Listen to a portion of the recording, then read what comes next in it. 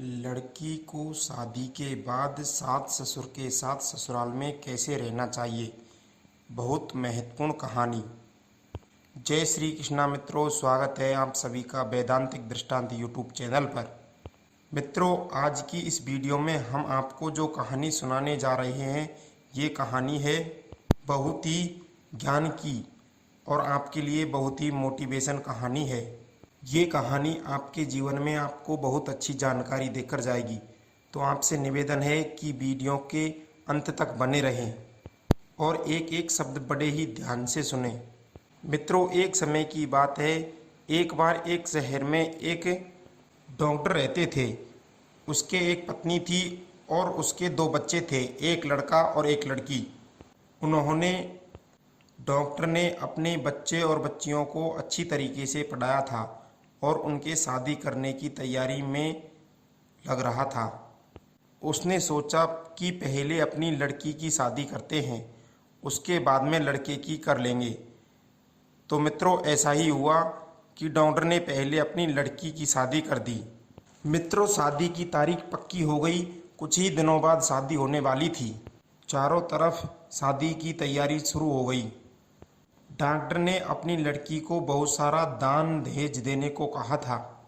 इधर शादी के दिन धूमधाम से डॉक्टर के घर बारात आई और शादी खूब अच्छी तरीके से हो गई। मित्रों, अब लड़की की विदाई का समय आ गया।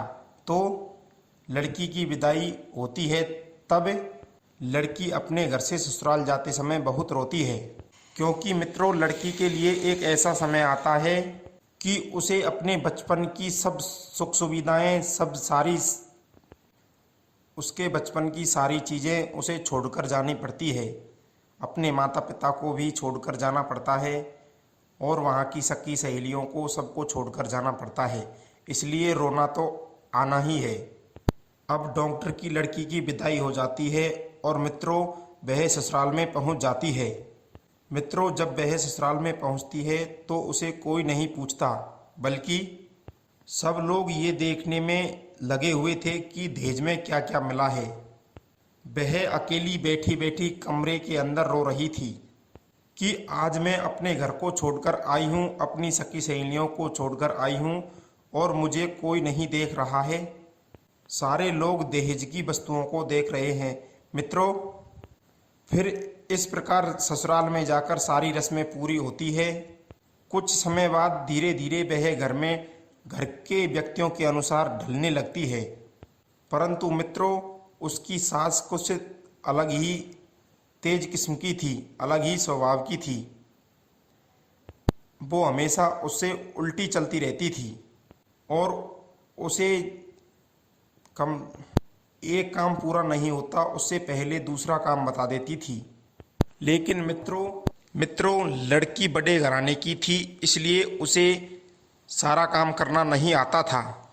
लेकिन वह चुपचाप अपनी सासू की बातें सुनती रहती थी, क्योंकि उसके माता पिता ने उसे यही सिखाया था कि बेटा, अपने से बड़ों का सम्मान करना चाहिए, अपनी सासू माँ की इज्जत करनी चाहिए और अपनी सासू से कुछ कहना मत, लड़ाई झगड़ा मत करना। जब वे खाना बनाने जाती, अगर रोटी थोड़ी सी भी टेढ़ी मेढ़ी हो जाती या भोजन में कुछ भी कमी निकलती तो उसकी सासू उससे कहती थी कि तेरी माँ ने तुझे रोटी बनाना नहीं सिखाया। लेकिन वह शांति से सब कुछ सुन लेती थी, अपनी सासू से उल्टा जवाब नहीं देती थी। जाकर अपने पति से कहती तो उसका पति भी उसे समझाकर ही चुप रह जाता कि वह मेरी माँ है और वह तो ऐसे ही करती रहती है, तुम उसकी बात पर ध्यान कम दिया करो और अपना काम चुपचाप कर लिया करो। वह अपने पति की ऐसी बातें सुनकर चुपचाप रहती और चुपचाप अपना काम कर लेती। मित्रों, एक दिन की बात है, जब पानी सर से ऊपर चला गया। अब तो उसकी सास ने हद ही पार कर दी थी।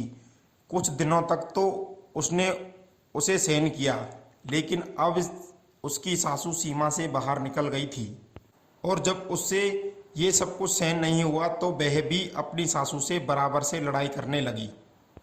अब तो उनके घर में रोजाना झगड़ा होने लगा।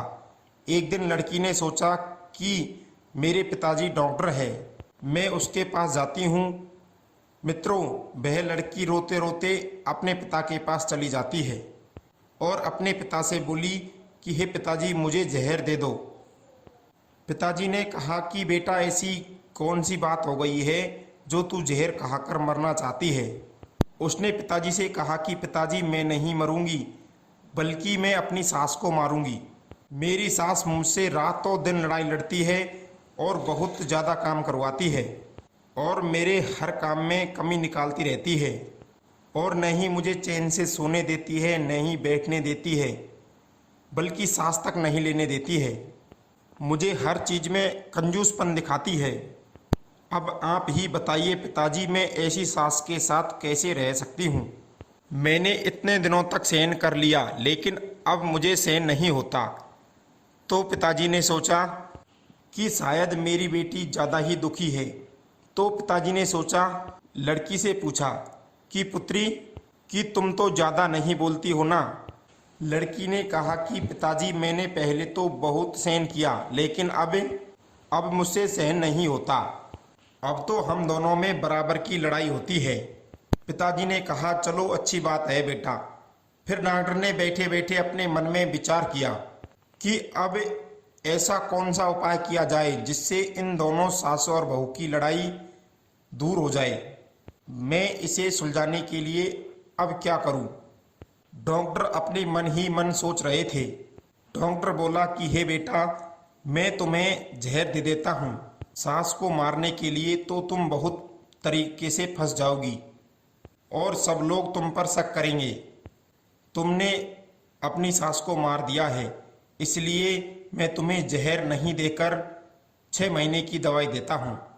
इसे धीरे धीरे सब्जी में मिलाकर 6 महीने तक देते रहना और इसे 6 महीने तक खाने से तुम्हारी सास खुद ही अपने आप मर जाएगी।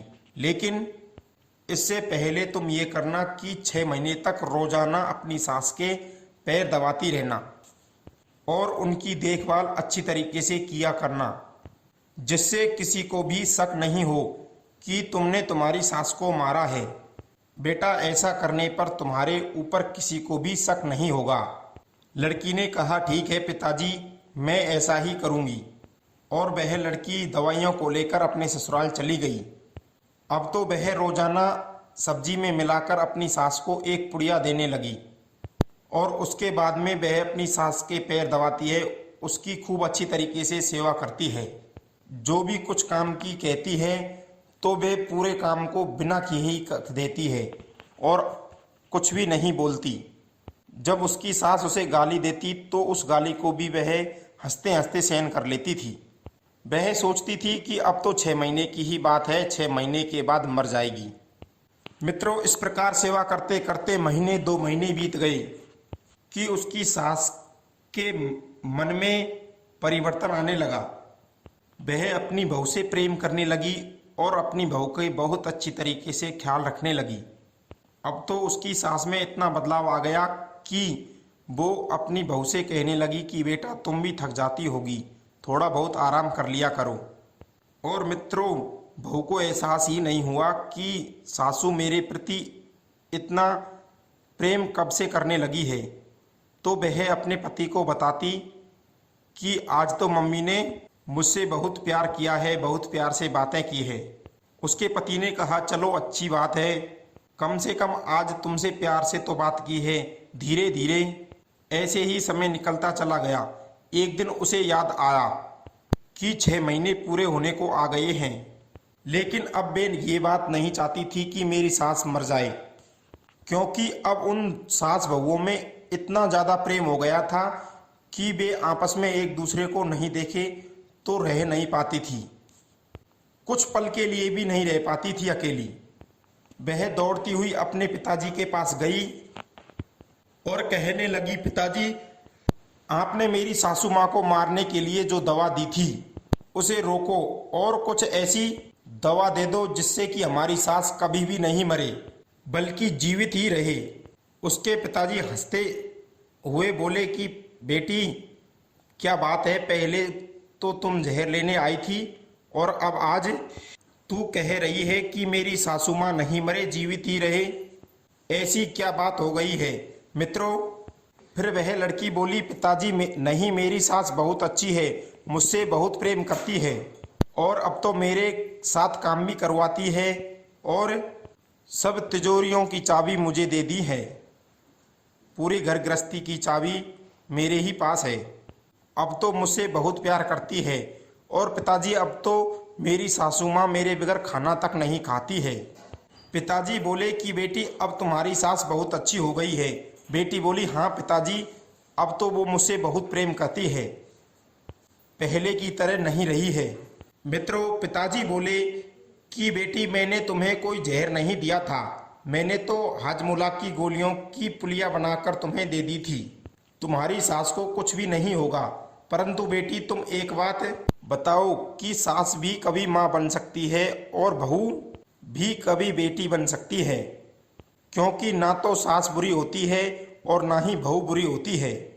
बस एक देखने का ही नज़रिया बुरा होता है, उस नज़रिए को ही सुधारना होता है। अगर हम सास की बातों का बुरा नहीं मानेंगे तो वह कब तक हमें सुनाएगी, कब तक हमें डांटेगी, कब तक हमसे नाराज रहेगी। किसी को एक दिन तो वह भी सोचेगी कि अब तो हमें इस पर बहुत ज़्यादा अत्याचार ही कर रहे हैं। इसलिए बेटा, ना तो तुम बुरी थी और ना ही तुम्हारी सास बुरी थी, बस तुम लोगों का नज़रिया अलग अलग था। बेटा, सास भी बहू बन सकती है और बेटी भी बहू बन सकती है, परंतु आपस में प्यार से प्रेम से रहो और जाकर उनकी सेवा करो। और बेटी, तुम जाकर उनकी बेटी बनकर रहना और उन्हें अपनी माँ के समान मानना। मित्रों, इस प्रकार समझाकर पिता ने अपनी बेटी को फिर से ससुराल भेज दिया। इधर क्या होता है, जब उसके ससुर घर पर आते हैं तो वे देखते हैं कि आजकल सासू और बहू इतनी खुश प्रसन्न रहती है, तो वे पूछते हैं कि हे भगवान, तुम आज इतनी खुश क्यों हो। तो सासू बताती है कि अब तो हमारी बहू मेरी बहुत सेवा करती है और मुझे बहुत प्यार प्रेम से खाना परोसती है, मेरे पैरों को भी दबाती है। ससुर ने कहा, हे भगवान, गलत तो तुम थी, वो तो पहले भी बहुत अच्छी थी, तुम ही उससे अक्सर उल्टा सीधा कहा करती थी और तुम उससे कम प्रेम करती थी और उसके दान दहेज से बहुत ज़्यादा प्रेम करती थी, इसलिए तुम दोनों में प्यार प्रेम बहुत कम था। लेकिन जब से तुमने उससे प्यार प्रेम करना शुरू किया है, तब से वह भी बदलना शुरू हो गई। वह तो बेचारी कभी कुछ कहती नहीं थी, लेकिन फिर भी तुम उसे परेशान करती थी। भगवान, जब बहू अपना सब कुछ छोड़कर अपने ससुराल आती है तो वह हम सब लोगों के ऊपर ही आती है, इसलिए हम सब का कहना है कि हमें भी उसे इस तरीके का प्यार देना चाहिए कि उसे कभी अपने पीहर की कमी महसूस ना हो। तब उसकी सास बोली कि आप सही कह रहे हो, इसमें शायद मेरी ही ज़्यादा गलती थी, जो कि मैं उससे प्रेम नहीं करती थी, लेकिन अब मैं उससे खूब हद से ज़्यादा प्रेम करूँगी और वह मेरे दुख से कभी भी अपने माता पिता को याद नहीं करेगी। मित्रों, अब वे दोनों सास बहू बड़े ही प्यार प्रेम से रहने लगती है। तो मित्रों, इस कहानी से हमें ये ज्ञान प्राप्त होता है कि सास भी बहू बन सकती है और बहू भी बेटी बन सकती है। तो मित्रों, अगर आपको यह कहानी पसंद आई हो तो कमेंट में जरूर बताना। आप सभी का बहुत बहुत धन्यवाद। मिलते हैं अगली ज्ञानवर्धक कहानी के साथ। आप सभी का बहुत बहुत धन्यवाद।